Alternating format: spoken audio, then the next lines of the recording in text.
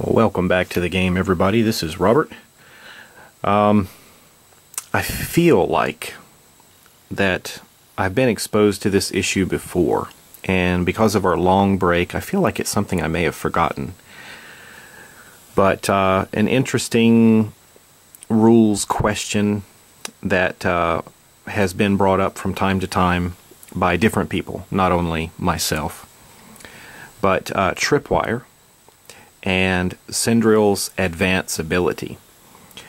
I used Tripwire as the knight was in the middle of an advance, and technically this may not have been a legal card to play.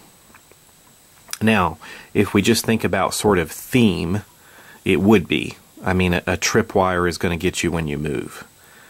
So if I wanted to sort of push more theme, I might say, well, you know, if you're moving, no matter what's going on, a Tripwire can get you. That's where I might, you know, possibly try to argue against this. But when I look at the wording and I try to play exactly by the rules, we see that this says move action. And this advance, it doesn't clearly indicate that it is a move action. This is kind of an extra, I don't know what else to call it. It's a special ability, but it's not technically a move action. So sometimes when you're playing games, there can be issues that sometimes run against the theme and you follow the rules so specifically.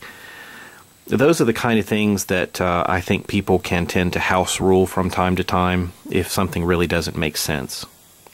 So fortunately for Sreel, she passed the attribute test, and it's really not an issue. It didn't interrupt our game other than me just kind of wasting a Tripwire card. So let's just move on, and we'll try to, or I will try to, keep in mind that uses of special abilities that, you know, something like this where I'm trying to match the wording, a move action, and this is not specifically, doesn't specifically say action. I'll try to keep that in mind, that that won't work against this. So I may have to change the timing with which I can play this. Alright, we'll move on from there. Alright, I think there were a couple of things here to finish up with Sreel. She's adjacent to Sreel, and I think at this point, according to what I saw on Facebook, it looks like she wants to pass the power potion to her ally here, Sreel. So we'll let her do that, and then coordinating with the other heroes, she wanted to move, I believe it was southwest one space, like this. And that's going to cost a final point of fatigue. So the power potion is handed off, and one more movement point used to get into this position, I think to clear some sort of line of sight from over here for the next character. Well, I believe the group wanted Tomble to go next, possibly to try to soften up the big Etten, the big red Master Etten. Wanted to spend fatigue to move. 1, 2, 3, and that's going to max out fatigue for Tomble. Tomble already had 2 fatigue on him, and with a stamina of 5, that 3 movement should do it.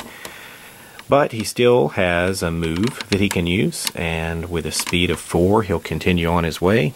1, 2, 3, 4.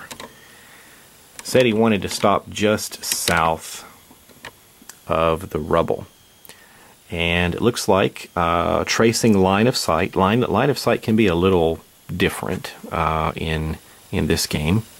But we're tracing an uninterrupted line from any corner of Tomble's space to a corner of the target.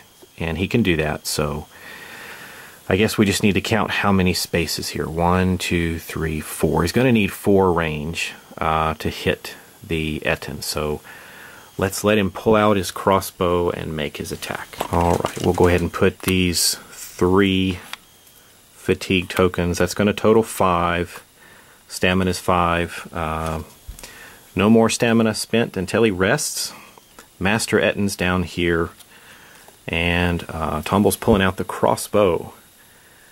So here we go. It's going to have Pierce 1. I need to remember that. Pierce 1. So even if one shield is rolled, it's going to ignore that.